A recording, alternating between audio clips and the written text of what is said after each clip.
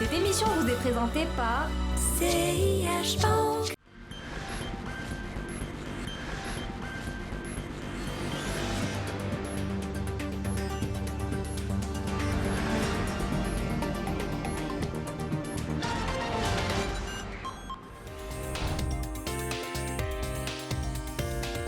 Le nouveau régime des entreprises en difficulté va bientôt fêter ses 2 années d'existence au Maroc. Il a été présenté par le gouvernement au moment de son lancement comme outil pour gagner des places dans le doing business. Mais pas que, puisque les professionnels espèrent en effet qu'il va apporter d'autres bénéfices, sauver les emplois et les entreprises en l'occurrence. L'une des principales nouveautés de ce dispositif, qui relève du livre 5 du Code du commerce, est la mise en place du plan de sauvegarde.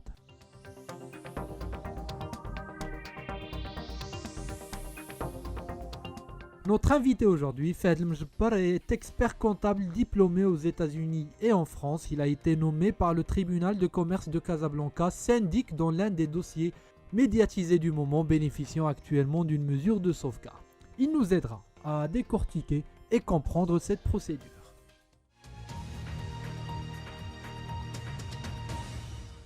Fahd El Mjebbar, bonjour. Bonjour. Merci de nous recevoir dans vos locaux pour parler de ce sujet. Alors c'est pas très réjouissant pour les dirigeants des entreprises, mais cela fait partie de la vie normale des entreprises. Certaines passent par des moments de difficulté. Et c'est d'ailleurs ma première question. Lorsqu'on parle d'entreprises en difficulté, d'un point de vue légal, qu'est-ce que cela signifie ? Merci d'être venu pour justement parler d'un dossier qui est très très important. Effectivement, il n'y a qu'une seule définition légale d'une entreprise en difficulté. On ne peut pas la définir d'une manière financière, d'accord ? Parce qu'il y a différentes entreprises et aussi les difficultés aussi sont différentes. Donc la définition qui existe, c'est la définition qui figure dans le Code de commerce, dans le livre 5 du Code de commerce, et qui spécifie qu'il y a 3 types d'entreprises en difficulté. Alors le premier type, ce sont les entreprises en difficulté qui ne sont toujours pas en cessation de paiement. Et lorsqu'on parle de cessation de paiement, c'est purement comptable et financier. Cessation de paiement, c'est-à-dire le fait de ne pas pouvoir couvrir sa dette ou son passif qui est exigible par l'actif qui est disponible. D'accord ? Donc cette première catégorie, c'est la catégorie des entreprises qui ne sont pas en cessation de paiement, qui ont juste des difficultés qui sont temporaires. D'accord ? La deuxième catégorie qui existe, ce sont effectivement les sociétés qui sont arrivées à la cessation de paiement, qui ne peuvent plus payer leurs dettes, mais qui sont toujours en activité, qui continuent leur exploitation.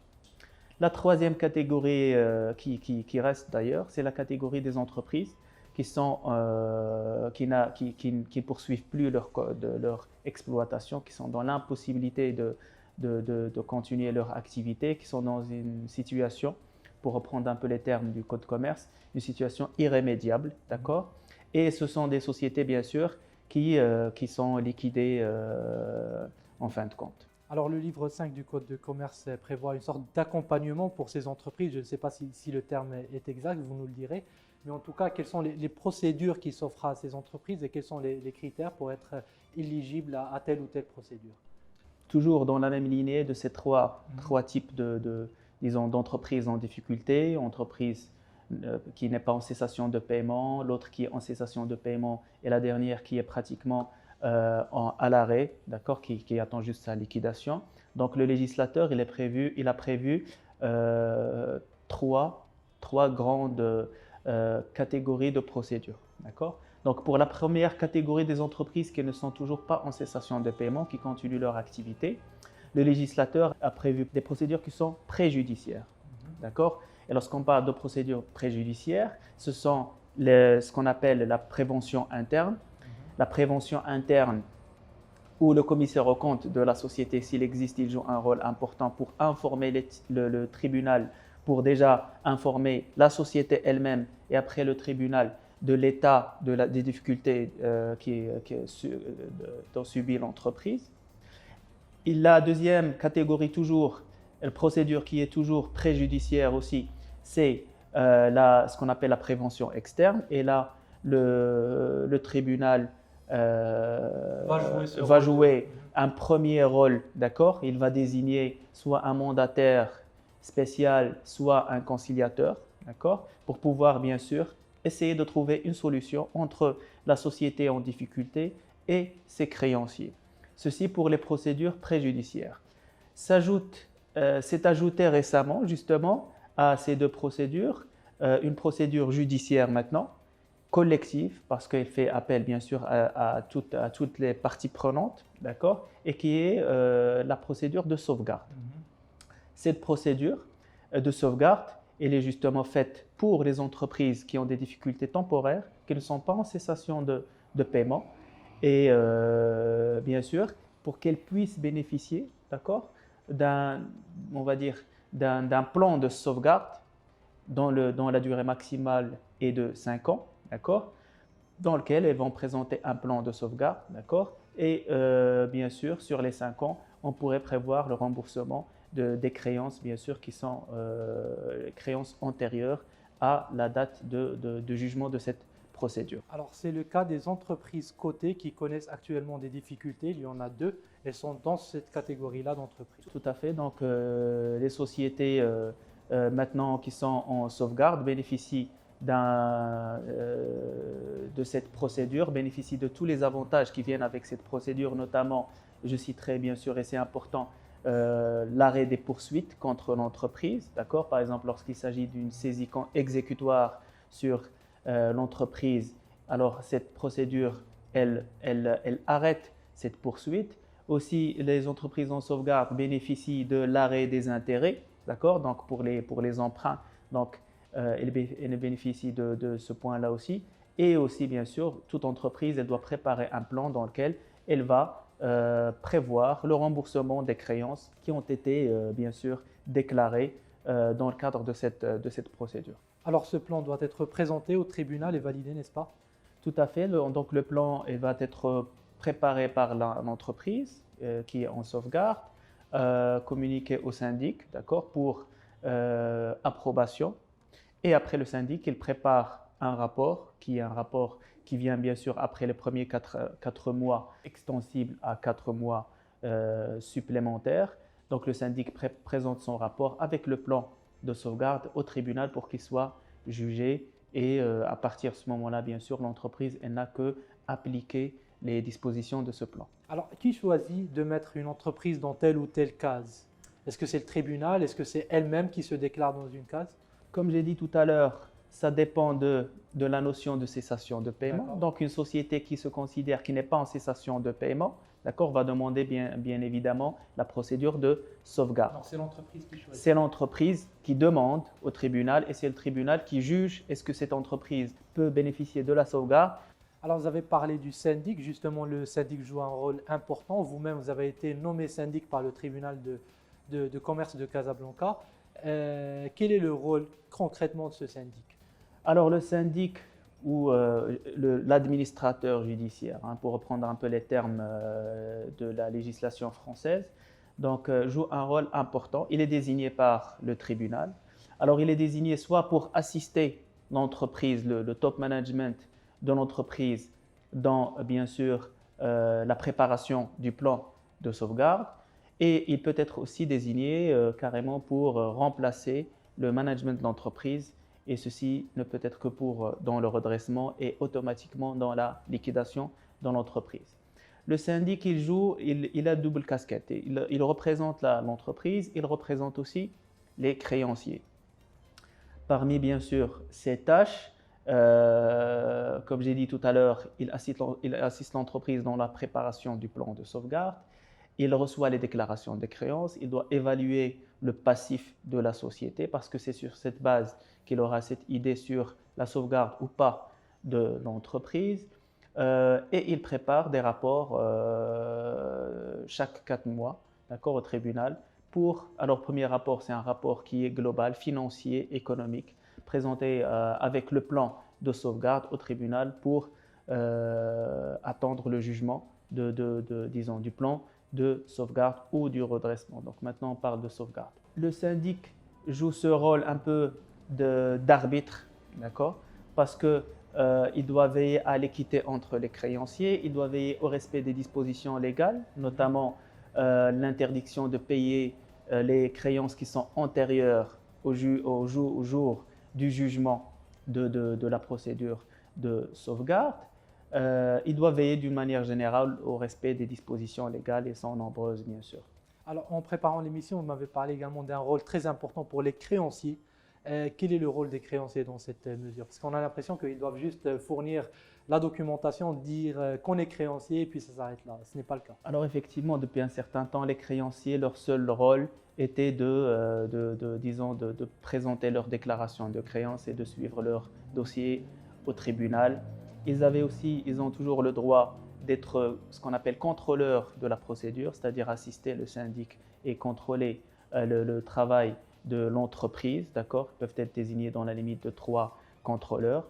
Avec la nouvelle réforme, on a introduit une nouvelle disposition qui est le comité des créanciers. Donc, comité des créanciers, pour certaines catégories d'entreprises qui sont en redressement judiciaire, alors, le syndic doit bien sûr convoquer un comité des créanciers pour que ces créanciers votent carrément le plan de redressement.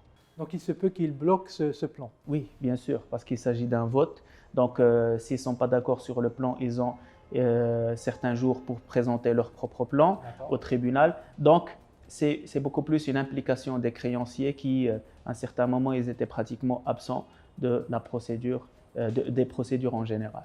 Alors, avec un peu de recul aujourd'hui, quel bilan faites-vous de ces procédures pour les entreprises en difficulté au Maroc? Est-ce que ça marche? Est-ce que les entreprises arrivent à s'en sortir? Quel bilan faites-vous? La procédure de sauvegarde est une procédure qui est récente. Donc, on peut qu'évaluer les procédures de redressement et de liquidation. Alors, les constats sont là. L'essentiel des redressements, la majorité des redressements finissent par des liquidations. Ça, d'une part.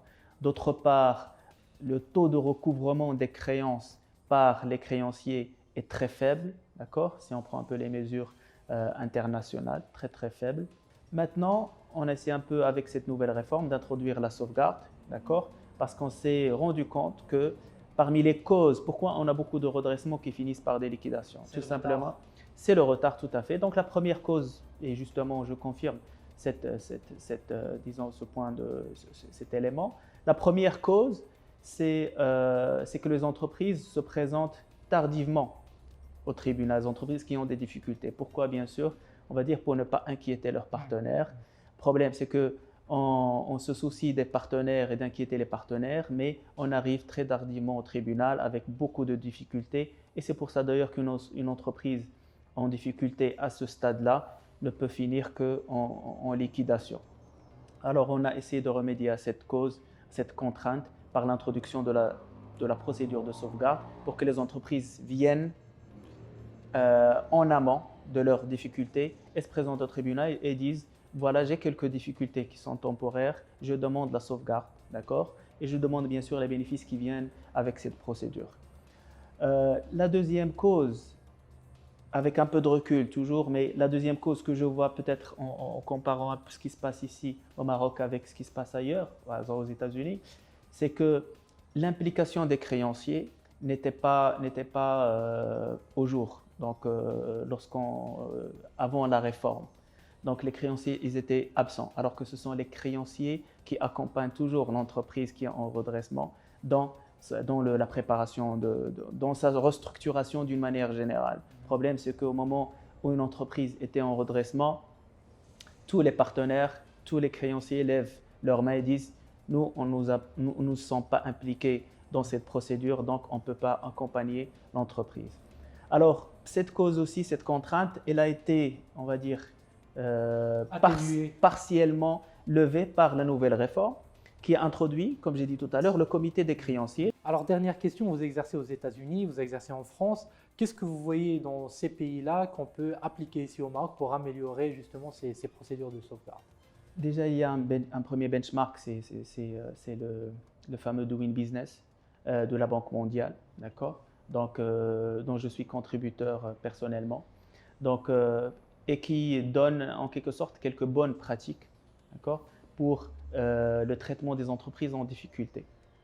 Alors parmi les critères, comme j'ai dit tout à l'heure, les critères d'un système performant de traitement des entreprises en difficulté, il faut que la durée des procédures soit la plus faible possible, il faut que le coût des procédures soit le plus faible possible et il faut que aussi le taux de recouvrement des créances soit le plus haut possible.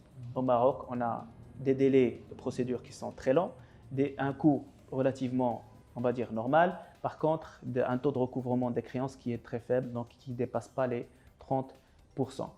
Par rapport aux bonnes pratiques qui sont relevées dans le rapport Doing Business, alors je pense que le Maroc a fait un bond important dans ce sens, d'accord. Donc la première bonne pratique concerne bien sûr le rôle du management dans l'entreprise, d'accord. Donc le management, il doit rester gérant de sa propre entreprise. Le rôle des créanciers doit être important et c'est ce qui fait défaut pour le Maroc parce que le Doing Business juge que le rôle des créanciers est toujours minime en quelque sorte dans le cadre de ces procédures. C'est pour ça d'ailleurs qu'on a de mauvais points en quelque sorte sur cet élément-là. Et aussi, bien sûr, il faut que l'entreprise, dans le cadre de ces procédures, bénéficie de quelques protections. Donc, comme j'ai dit tout à l'heure, les protections existent dans la nouvelle loi comme dans l'ancienne. Donc, l'interdiction de payer les créances antérieures, l'arrêt des poursuites, l'arrêt des intérêts, tout ça. Maintenant, ceci dit, ce que je viens de dire tout à l'heure, ce sont les bonnes pratiques. Il y a une certaine nuance parce que même avec les bonnes pratiques, avec un peu de recul, en comparant un peu les législations, les bonnes pratiques sont importantes pour avoir un système de traitement des entreprises en difficulté qui est performant. Ce qu'il faut en plus, ou la nuance qui existe, c'est que le taux de réussite des redressements ou le taux des liquidations ne dépendent pas uniquement des bonnes pratiques. Ce que je dirais, c'est qu'ils dépendent aussi des législations de chaque pays. Alors, je prends le modèle américain que je connais. Modèle américain, la première distinction qui existe par rapport aux autres modèles, c'est l'importance ou l'implication des créanciers dans la restructuration des entreprises. Donc, les créanciers avec le débiteur, ils essaient de trouver des solutions avant même de partir au tribunal. D'accord? Donc, cette possibilité existe dans le modèle américain et c'est la culture peut-être de la négociation dans le modèle américain. Chose qui n'existe pas par exemple au Maroc, qui n'existe pas en France, parce que le tribunal a toujours son rôle en quelque sorte et les créanciers bien sûr ont un rôle qui est beaucoup moindre dans ces process-là. Fahd, je vous remercie d'avoir bien voulu répondre à nos questions. Je rappelle que vous êtes expert comptable diplômé aux États-Unis et en France et vous êtes membre de l'Ordre des experts comptables au Maroc. Merci à vous.